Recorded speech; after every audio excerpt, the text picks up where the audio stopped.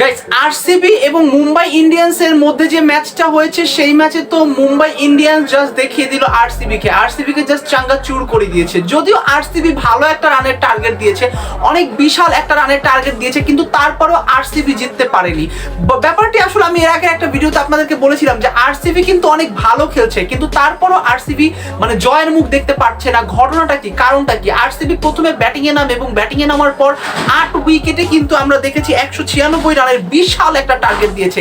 যেই টার্গেটটা দেখার পর অনেকেই হয়তো মনে করেছিল যে এই টার্গেটটা পূরণ করতে মুম্বাই ইন্ডিয়ান্সের অনেক অবস্থা খারাপ হয়ে যাবে, কারণ হার্দিক পান্ডিয়ার পারফরমেন্স কিন্তু খুবই খারাপ। হার্দিক পান্ডিয়াকে নিয়ে যে একটা আশা মুম্বাই ইন্ডিয়ান্স করেছিল, সেই আশাটা কিন্তু একদম ডিরেক্ট মানে কি বলবো নষ্ট হয়ে গেছে, কারণ হার্দিক পান্ডিয়া কিন্তু এখন ফর্মে নেই।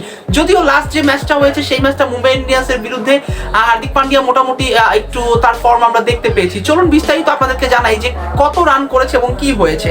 মুম্বাই ইন্ডিয়ান্স জয়লাভ করে।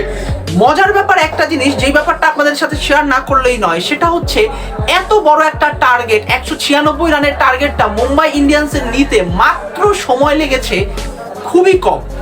সময় কেন বলছি, আসলে ওভার লেগেছে খুবই কম। সেটা তো আপনারা যারা খেলা দেখছেন তারা তো জানেন, আর যারা খেলা দেখেনি তাদের জন্য আসলে আজকের নিউজটা। সেটা হচ্ছে মুম্বাই ইন্ডিয়ান্সের সময় লেগেছে মানে ওভার লেগেছে মাত্র 15 ওভার। 15 ওভারের মাথায় আমরা দেখেছি যে মুম্বাই ইন্ডিয়ান্স কিন্তু ম্যাচে জয়লাভ করেছে। 15 ওভার 3 বলেই কিন্তু খেলা শেষ হয়ে যায়। আরসিবি এর আগে টানা এক হালি মানে 4টা ম্যাচ কিন্তু আমরা দেখেছি হেরেছে, তারপরও আবার এই ম্যাচটা হারলো, যেটা আসলে খুবই দুঃখজনক এবং আরসিবির অবস্থা খুবই খারাপ। যদি এমনটা চলতে থাকে তাহলে তো আরসিবি এমনিতেই ছিটকে পড়ে যাচ্ছে, কারণ অলরেডি 6টা ম্যাচ আরসিবি খেলেছে এবং এই 6টা ম্যাচের মধ্যে 5টা ম্যাচই আরসিবি কিন্তু হেরেছে, যেটা আসলে খুবই দুঃখজনক। আর বিরাট কোহলি প্রতিবারই ভালো খেলে, কিন্তু তারপরও বিরাট কোহলির টিম ভালো করতে পারছে না, যেটা খুবই দুঃখজনক। এবার আইপিএলে আপনারা কোন দল সাপোর্ট করছেন সেটা অবশ্যই কমেন্টস করে জানাবেন। আর হ্যাঁ, আপনারা অনেকেই কিন্তু আমাকে মেইল করেছেন, অনেক কোম্পানিজগুলো আমি দেখছি মেইল করেছেন আপনারা স্পন্সরশিপের জন্য।